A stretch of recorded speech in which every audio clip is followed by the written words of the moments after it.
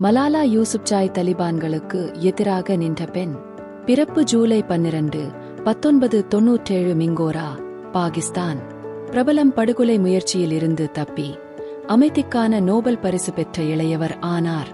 அச்சுறுத்தலுக்கு உள்ளாகி வளர்ந்து வரும் பாகிஸ்தானின் ஸ்வாட் பள்ளத்தாக்கில் மலாலா வளர்ந்தார். இது 2000களின் பிற்பகுதியில் தலிபான்கள் கட்டுப்பாட்டை கைப்பற்றிய போது பெருகிய முறையில் ஆபத்தானதாக மாறியது.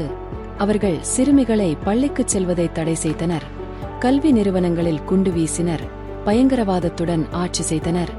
ஆனால் 11 வயதான மலாலா சிறுமிகளின் கல்வியில் நம்பிக்கை கொண்டிருந்தார். தனது தந்தையின் ஆதரவுடன் அவர் ஒரு பள்ளியை நடத்தினார்.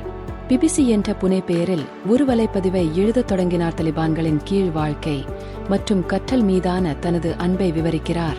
அவர் அங்கீகாரம் பெற்றவுடன் அவர் பகிரங்கமாக தோன்றத் தொடங்கினார், மேலும் அனாமதேயமாக இருக்கவில்லை.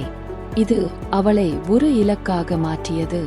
அக்டோபர் 9, 2012 அன்று மலாலா வெறும் 15 வயதாக இருந்தபோது பள்ளியிலிருந்து வீட்டிற்கு ஒரு பேருந்தில் சென்று கொண்டிருந்தபோது ஒரு தலிபான் துப்பாக்கிதாரி ஏறி, மலாலா யார்?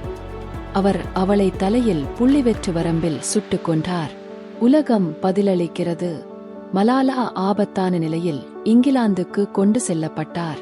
அவள் உயிர் பிழைத்தாள். புல்லட் அவரது முகம் மற்றும் கழுத்து வழியாக சென்றது. அவர் பல அறுவை சிகிச்சைகள் மற்றும் நீண்ட மீட்புக்கு உட்படுத்தப்பட்டார். ஆனால் அவர் ஒருபோதும் தனது குரலை இழக்கவில்லை. அவரது உயிர்வாழ்வு உலகளாவிய சீற்றத்தையும் பெண்கள் கல்விக்கு ஆதரவின் அலையையும் தூண்டியது. பாதிக்கப்பட்டவர் முதல் உலகளாவிய தலைவர் வரை அமைதியாக இருப்பதற்கு பதிலாக மலாலா வலுவாகவும் சத்தமாகவும் ஆனார். 2013ஆம் ஆண்டில் அவர் ஆ மலாலா என்ற நினைவு குறிப்பை இணைந்து எழுதினார்.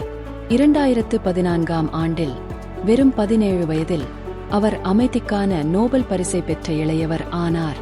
உலகெங்கிலும் உள்ள பெண்கள் பள்ளிக்குச் செல்ல உதவுவதற்காக அர்ப்பணிக்கப்பட்ட இலாப நோக்கற்ற மலாலா நிதியத்தை அவர் இணைந்து நிறுவினார். 2020ஆம் ஆண்டில் ஆக்ஸ்போர்டு பல்கலைக்கழகத்தில் தத்துவம், அரசியல் மற்றும் பொருளாதாரம் ஆகியவற்றில் பட்டம் பெற்றார். மரபு மற்றும் உத்வேகம்.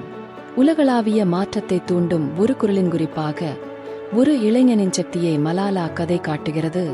அவர் பயம், வன்முறை மற்றும் ஒடுக்குமுறைக்கு எதிராக வெறுப்புடன் அல்ல, ஆனால் கல்வி, உறுதிப்பாடு மற்றும் கருணையுடன் நின்றார். இன்று உலகெங்கிலும் இன்னும் பள்ளிக்குச் செல்லாத 120 மில்லியன் சிறுமிகளுக்காக அவர் தொடர்ந்து போராடுகிறார். மலாலா ஒரு மேற்கோள், ஒரு குழந்தை, ஒரு ஆசிரியர், ஒரு புத்தகம் மற்றும் ஒரு பேனா உலகை மாற்றும்.